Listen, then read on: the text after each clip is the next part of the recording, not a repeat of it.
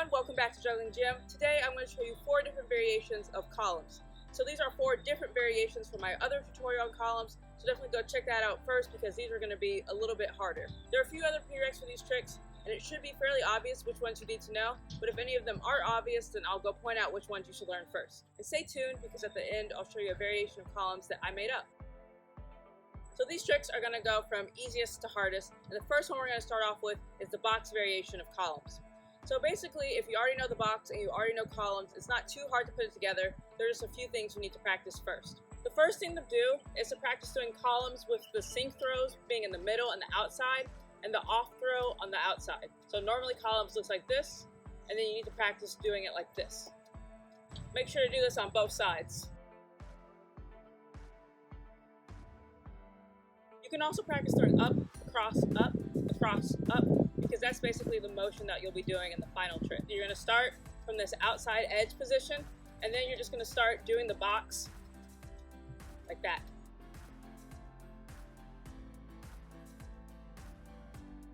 Next, I'll show you the shower variation of columns. To do this trick, you need to know how to do the tennis version of columns. So start off in the tennis variation, and instead of doing that over the top throw, you're going to make a horizontal pass like you're in the shower.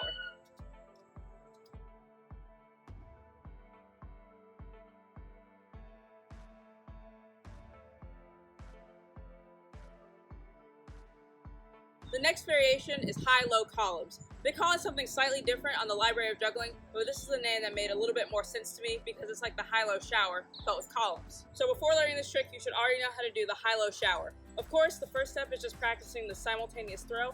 You want one ball to go slightly above the other one, and you want to get so comfortable that you don't need to look to do this. I personally throw the right ball over the left ball, but of course you can do it the other way. Just figure out what feels most comfortable.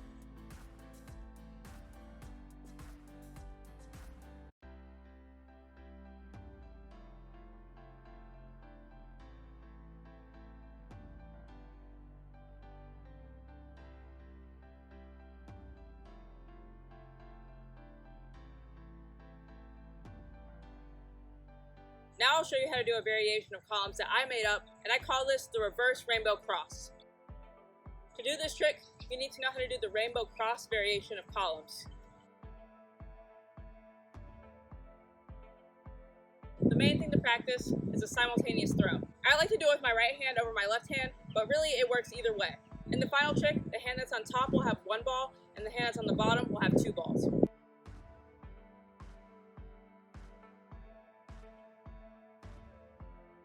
And notice that the balls always land in the same hand, just like in regular columns. Normally, when I do simultaneous throws, I throw 1 ball above the other, just like I was talking about earlier. But for this trick, I like to throw 1 ball a little bit in front of the other ball, so they're not on the same plane anymore. It creates this really cool effect where it looks like the balls should be hitting each other, but they're not because 1 ball is slightly in front of the other ball.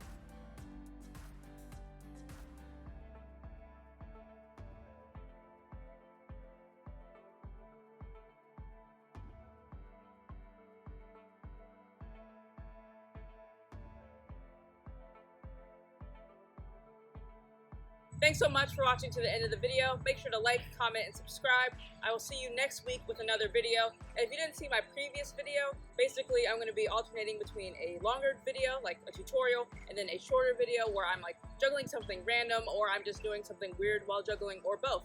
So if you have any ideas for videos that you want to see, just let me know in the comments and I'll see you next week.